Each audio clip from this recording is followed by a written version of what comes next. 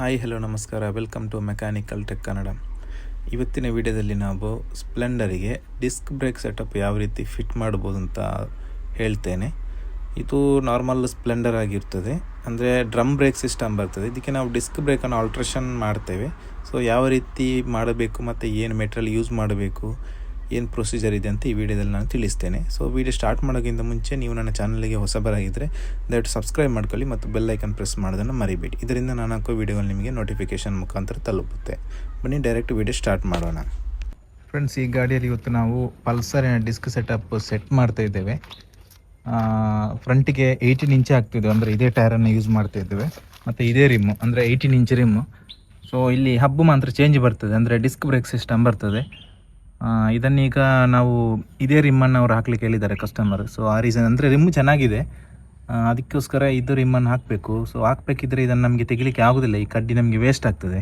So ಈ ಸ್ಪೋಕ್ಸನ್ನು ನಾವು cut ಮಾಡಿ ಈ ರಿಮ್ಮು ಮತ್ತು ಪಲ್ಸರಿನ ಹಬ್ಬಿಗೆ ಇದನ್ನು ಸೆಟ್ಟಿಂಗ್ ಮಾಡಬೇಕು. ಇಲ್ಲಿ ಪಲ್ಸರಿನ ಡಿಸ್ಕ್ ಸೆಟಪ್ ಆದ ಕಾರಣ ಈ ರಾಡ್ ಸ್ವಲ್ಪ ದಪ್ಪ ಬರ್ತದೆ.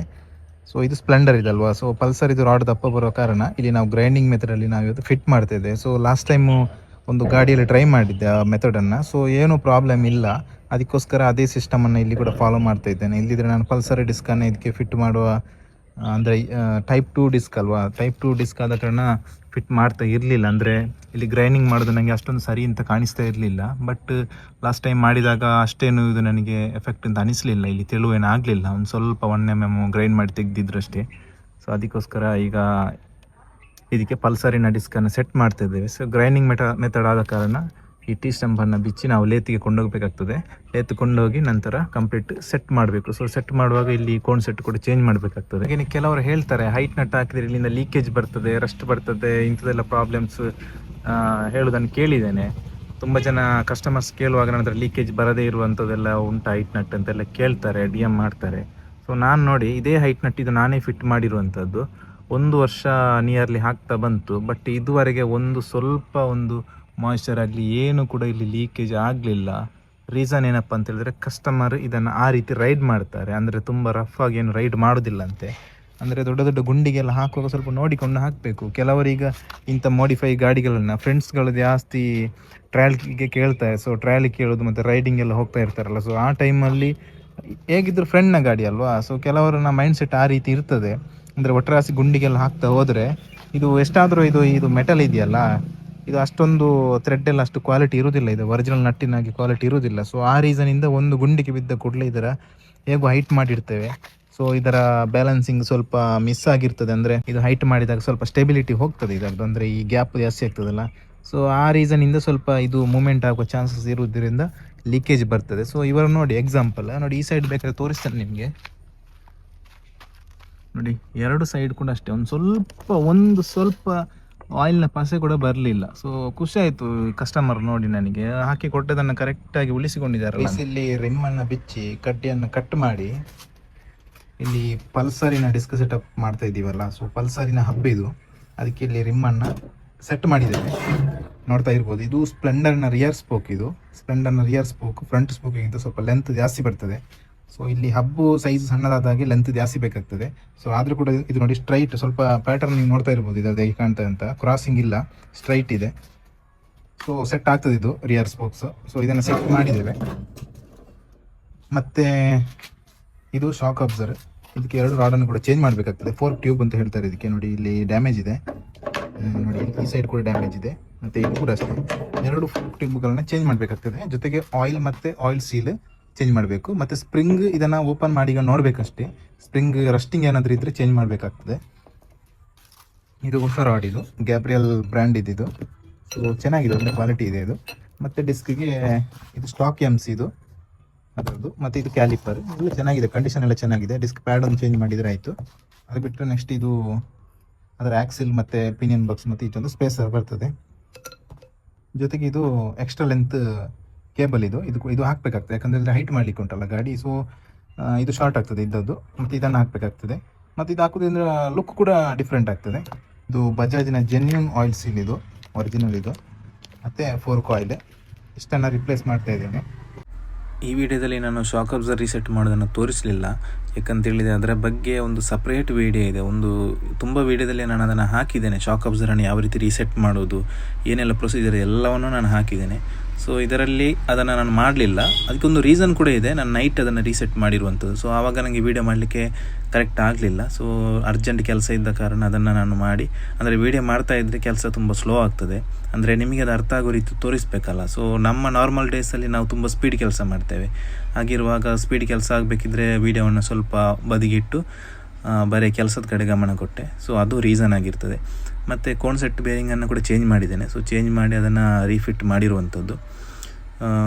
ಒರಿಜಿನಲ್ ಕಾನ್ಸೆಪ್ಟ್ ಕೂಡ ಹಾಕಿದ್ದೇನೆ. ಸೊ ಎಲ್ಲವನ್ನು ಫಿಟ್ ಮಾಡಿ ನಂತರ ಇಲ್ಲಿ ಮಾಸ್ಕ್ ಅಸೆಂಬ್ಲಿ ಅಂದರೆ ಹೆಡ್ಲೈಟ್ ಅಸೆಂಬ್ಲಿಯನ್ನೆಲ್ಲ ರೀಫಿಟ್ ಮಾಡಿಕೊಂಡೆ. ಸೊ ಕರೆಕ್ಟಾಗಿ ಫಿಟ್ಟಿಂಗ್ ಆಗ್ತಾಯಿತ್ತು, ಏನು ಪ್ರಾಬ್ಲಮ್ ಇಲ್ಲ. ಮತ್ತು ಲೇತ್ ವರ್ಕ್ ಇದು ಕೂಡ ಅಷ್ಟೇ, ಲೇತ್ ವರ್ಕ್ ಇದು ಕೂಡ ಇದರಲ್ಲಿ ನಾನು ಆ್ಯಡ್ ಮಾಡಲಿಲ್ಲ. ಅದರ ಬಗ್ಗೆ ಕೂಡ ಡಿಸ್ಕಿನ ವೀಡಿಯೋದಲ್ಲಿ ಎಕ್ಸ್ಪ್ಲೈನ್ ಮಾಡಿದ್ದೇನೆ. ಅಂದರೆ ವಿತ್ ವೀಡಿಯೋಸ್ ಲೇತಲ್ಲಿ ಏನೆಲ್ಲ ಮಾಡ್ತಾರೆ ಪ್ರೊಸೀಜರ್, ಸೊ ಅದರದ್ದೆಲ್ಲ ಕ್ಲಿಪ್ಸ್ ಬೇರೆ ವೀಡಿಯೋದಲ್ಲಿ ಇದೆ. ಇದಕ್ಕೆ ನಾನು ಹಾಕಲಿಕ್ಕೆ ಹೋಗಲಿಲ್ಲ ಅದನ್ನು. ಬಟ್ ಇದರಲ್ಲಿ ಒಂದು ಸ್ಪೆಷಲ್ ಏನಪ್ಪ ಅಂತ ಹೇಳಿದರೆ, ಇಲ್ಲಿ ಗ್ರೈಂಡಿಂಗ್ ಮೆಥಡ್, ಅಂದರೆ ಅದು ಕೂಡ ಆಲ್ರೆಡಿ ಅಪ್ಲೋಡ್ ಮಾಡಿದ್ದೇನೆ ಆ ವಿಡಿಯೋ ಕೂಡ. ಗ್ರೈಂಡಿಂಗ್ ಮೆಥಡಲ್ಲಿ ನಾನು ಇದನ್ನು ಫಿಟ್ ಮಾಡಿದ್ದೇನೆ. ರೀಸನ್ ಏನಪ್ಪ ಅಂತ ಹೇಳಿದ್ರೆ, ಇದು ಪಲ್ಸರಿನ ಶಾಕ್ ಅಬ್ಸರ್ ಅಲ್ಲ. ಸೊ ಇದು ರಾಡ್ ಸ್ವಲ್ಪ ದಪ್ಪ ಬರುತ್ತೆ, ಅದಕ್ಕೋಸ್ಕರ ಗ್ರೈಂಡ್ ಮಾಡಿ ಟೀಶಮನ್ನು ಗ್ರೈಂಡ್ ಮಾಡಿ ಇದನ್ನು ಫಿಟ್ ಮಾಡಬೇಕಾಗ್ತದೆ. ಸೊ ಆ ರೀತಿ ಮಾಡಿದರೆ ಡೈರೆಕ್ಟಾಗಿ ಫಿಟ್ ಆಗುತ್ತೆ. ಮತ್ತು ನಾರ್ಮಲ್ ಸ್ಪ್ಲೆಂಡರಿನ ಟೀಶಂಪಿಗೆ ಆದರೆ ಈ ರಾಡ್ ಇದಕ್ಕೆ ಎಂಟ್ರಿ ಆಗೋದಿಲ್ಲ, ಸ್ವಲ್ಪ ಗ್ರೈಂಡ್ ಮಾಡಿ ಒಳಗೆ ತೆಗಿಬೇಕಾಗ್ತದೆ. ಸೊ ಆ ರೀತಿ ಮಾಡಿರುವಂಥದ್ದು. ಮತ್ತು ಹೈಟ್ ನಟ್ ಕೂಡ 2.5 ಇಂಚ್ ಹೈಟ್ ನಟ್ ಹಾಕಿದ್ದೇನೆ. ಇದು ಹಾಕದೇ ಇದ್ದರೂ ಕೂಡ ಏನು ಪ್ರಾಬ್ಲಮ್ ಇಲ್ಲ, ಟಚ್ ಏನು ಆಗ್ತಿರಲಿಲ್ಲ. ಬಟ್ ನನಗೇನು ಲುಕ್ ಒಂದು ಅಷ್ಟು ಚೆನ್ನಾಗಿ ಅನಿಸಲಿಲ್ಲ. ಅಂದರೆ ಆಲ್ರೆಡಿ ಫ್ರಂಟಿಗೆ 18 ಇಂಚ್ ವೀಲ್ ಹಾಕಿದಲ್ಲ, ಸೊ ನನಗೆ ಅಷ್ಟೊಂದು ಲುಕ್ ಕಾಣಿಸಲಿಲ್ಲ. ಅದಕ್ಕೋಸ್ಕರ ಹೈಟ್ ಮಾಡಿದ್ದೇನೆ. ಸೊ ಓವರಾಲ್ ಗಾಡಿಯ ಲುಕ್ಕು ಚೆಂದ ಕಾಣ್ತದೆ. ಮತ್ತು ಲಾಂಗ್ ಫೋರ್ಕ್ ಬೋಟು ಕೂಡ ಹಾಕಿದ್ದೇನೆ. ಇದು ಹಾಕಲಿಲ್ಲ ಅಂತ ಹೇಳಿದರೆ ಇದು ಇನ್ಕಂಪ್ಲೀಟ್ ಅಂತ ಹೇಳ್ಬೋದು.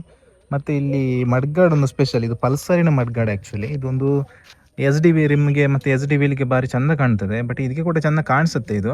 ಬಟ್ ಇನ್ನು ಮಳೆಗಾಲದಲ್ಲಿ ಕೂಡ ಅಷ್ಟೇ, ಇಲ್ಲಿ ಕೆಸರೆಲ್ಲ ರಟ್ಟುವುದು ತುಂಬ ಅವಾಯ್ಡ್ ಆಗ್ತದೆ. ಮಡ್ಗಾರ್ಡ್ ತುಂಬ ಎಕ್ಸ್ಟೆಂಡ್ ಇದ್ದ ಕಾರಣ ತುಂಬ ಅವಾಯ್ಡ್ ಆಗ್ತದೆ. ಮತ್ತು ಎಕ್ಸ್ಪೆಷಲಿ ಮೈನ್ಲಿ ಒಂದು ರೀಸನ್ ಇದೆ ನಾನು ಇದನ್ನು ಹಾಕಿರೋದಕ್ಕೆ.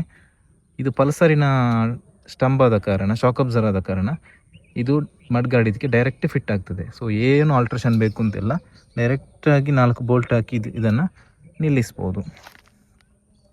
ಇದಿಷ್ಟು ವಿಚಾರ. ಮತ್ತು ರಿಮ್ ಬಗ್ಗೆ ಆಲ್ರೆಡಿ ಹೇಳಿರುವಾಗ ಇದು 18 ಇಂಚ್ ರಿಮ್, ಹಬ್ ಇದು ಪಲ್ಸರ್, ಇದು ಡಿಸ್ಕ್ ಪ್ಲೇಟ್ ಕೂಡ ಪಲ್ಸರ್, ಇದು ಕ್ಯಾಲಿಪರ್ ಎಲ್ಲ ಪಲ್ಸರಿದ ಪಾರ್ಟ್. ಇದು ಯಾವುದು ಕೂಡ ಇಲ್ಲಿ ರಿಪ್ಲೇಸ್ ಆಗಲಿ, ಎಲ್ಲ ಒರಿಜಿನಲ್ ಪಾರ್ಟ್ಸ್ ಇದೆ. ಇವನ್ ಇಲ್ಲಿ ನೋಡ್ತಾ ಇರ್ಬೋದು, ಈ ಸೈಡ್ ಪಿನಿಯನ್ ಬಾಕ್ಸ್ ಬರ್ತೀವಿ, ಇದು ಕೂಡ ಪಲ್ಸರ್ ಇದೆ.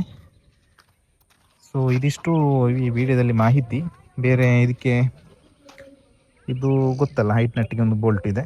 ಇದು ಮಾಮೂಲಿ ಬೋಲ್ಟ್ ಇದಕ್ಕೆ ಆಗೋದಿಲ್ಲ, ಸ್ವಲ್ಪ ಥ್ರೆಡ್ ಚೇಂಜ್ ಇರ್ತದೆ. ಕೆಲವು ಹೈಟ್ ನಟ್ಟಿಗೆ ಆಗ್ತದೆ, ಆಗೋದಿಲ್ಲ ಅಂತ ಹೇಳೋದಿಲ್ಲ. ಮತ್ತು ಇದು MC ಕೂಡ ಅಷ್ಟೇ, ಇದು ಪಲ್ಸರಿನ ಒರಿಜಿನಲ್ MC ಇದು.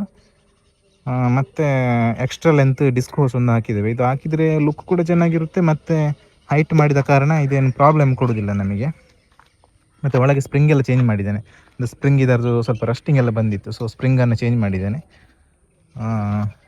ಇಷ್ಟೇ ಈ ವಿಡಿಯೋದಲ್ಲಿ, ಇಷ್ಟೇ ಮಾಹಿತಿ. ಎಲ್ಲ ಕವರ್ ಆಗಿದೆ ಅಂದ್ಕೊಳ್ತೇನೆ, ಯಾವುದು ಪೆಂಡಿಂಗ್ ಇಲ್ಲ ಅಂತ. ಮತ್ತು ಒಂದು ಇಲ್ಲಿ ಕೋನ್ ಬೇರಿಂಗನ್ನು ಚೇಂಜ್ ಮಾಡಲೇಬೇಕು, ಯಾಕಂತೇಳಿದರೆ ಅದನ್ನು ತೆಗೆಯುವಾಗೆಲ್ಲ ಬಿದ್ದು ಹೋಗ್ತದಲ್ಲ. ಸೊ ಒರಿಜಿನಲ್ ಹಾಕಿದ್ದೇನೆ ಅದಕ್ಕೆ ರಿಪ್ಲೇಸ್. ಸೊ ರೈಡಿಂಗ್ ಎಲ್ಲ ತುಂಬ ಚೆನ್ನಾಗಿದೆ, ಏನು ಕೂಡ ಆಚೆ ಸ್ವಿಂಗ್ ಎಲ್ಲ ಆಗೋದಿಲ್ಲ, ಪರ್ಫೆಕ್ಟ್ ಆಗಿದೆ. ಸೊ 18 ಇಂಚ್ ವೀಲ್ ಆದ ಕಾರಣ ಲುಕ್ಕಲ್ಲಿ ಸ್ವಲ್ಪ ಡಿಫ್ರೆಂಟ್ ಇದೆ. ಆ್ಯಕ್ಚುಲಿ ಬ್ಯಾಕ್ SD ವೀಲ್ ಮಾಡಿಸ್ತಾರೆ, ಸ್ವಲ್ಪ ದಿನ ಬಿಟ್ಟು ಮಾಡಿಸ್ತಾರೆ ಅವರು. ಸೊ ಅಷ್ಟರವರೆಗೆ ಕಾಯಬೇಕು. ಸೊ ಆವಾಗ ಗಾಡಿಯ ಲುಕ್ಕೇ ಚೇಂಜ್ ಆಗ್ತದೆ, ಈ ಲುಕ್ಕಿಗಿಂತ ಕಂಪ್ಲೀಟ್ ಡಿಫ್ರೆಂಟ್ ಲುಕ್ ಬರ್ತದೆ. ಸೊ ವಿಡಿಯೋ ಹೇಗಾಯಿತು ಅಂತ ಕಮೆಂಟ್ ಬಾಕ್ಸಲ್ಲಿ ತಿಳಿಸಿ. ಹಾಗೆಯೇ ವಿಡಿಯೋ ಇಷ್ಟ ಆದರೆ ಲೈಕ್ ಮಾಡಿ, ಮತ್ತು ಏನಾದರೂ ಡೌಟ್ ಇದ್ದರೆ ಕಮೆಂಟ್ ಮಾಡ್ಬೋದು. ಮತ್ತು ಇನ್ನಷ್ಟು ಜನರಿಗೆ ವಿಡಿಯೋನ ಶೇರ್ ಮಾಡಿ, ಇದರಿಂದ ಬೇರೆಯವರಿಗೆ ಕೂಡ ಹೆಲ್ಪ್ ಆಗ್ಬೋದು. ಸೊ ಈ ಥರ ಕೆಲಸ ಮಾಡಿಸೋರಿಗೆ, ಅಥವಾ ಕೆಲಸ ಮಾಡಿರೋರಿಗೆ, ಅಥವಾ ಕೆಲಸ ಇನ್ನು ಮುಂದಕ್ಕೆ ಮಾಡಿಸುವವರಿಗೆ ಸ್ವಲ್ಪ ಟಿಪ್ಸ್ ಎಲ್ಲ ಸಿಗ್ಬೋದು, ಇದರಿಂದ ಒಂದು ಐಡಿಯಾ ಸಿಗ್ಬೋದು. ಸೊ ಇಷ್ಟು ಹೇಳ್ತಾ ವಿಡಿಯೋನ ಎಂಡ್ ಮಾಡ್ತಾ ಇದ್ದೇನೆ. ಆದಷ್ಟು ಶೇರ್ ಮಾಡಿ, ಇದರಿಂದ ನಾನು ಹಾಕುವ ವಿಡಿಯೋ ಸ್ವಲ್ಪ ಹೆಚ್ಚು ಜನರಿಗೆ ರೀಚ್ ಆಗ್ತದೆ. ಹಾಗೇನು ಸಬ್ಸ್ಕ್ರೈಬ್ ಮಾಡ್ಕೊಳ್ಬೇಕಾಗ್ತದೆ. ಸಬ್ಸ್ಕ್ರೈಬ್ ಮಾಡಿ ಬೆಲ್ ಐಕನ್ ಪ್ರೆಸ್ ಮಾಡಿ, ಇದರಿಂದ ನಾನು ಹಾಕೋ ವೀಡಿಯೋಗಳು ನಿಮಗೆ ನೋಟಿಫಿಕೇಷನ್ ಮುಖಾಂತರ ತಲುಪುತ್ತೆ. ದಯವಿಟ್ಟು ವೀಡಿಯೋಗೊಂದು ಲೈಕ್ ಮಾಡೋದನ್ನು ಮಾತ್ರ ಮರಿಬೇಡಿ. ಸಿಗೋಣ ಮುಂದಿನ ವೀಡಿಯೋದಲ್ಲಿ.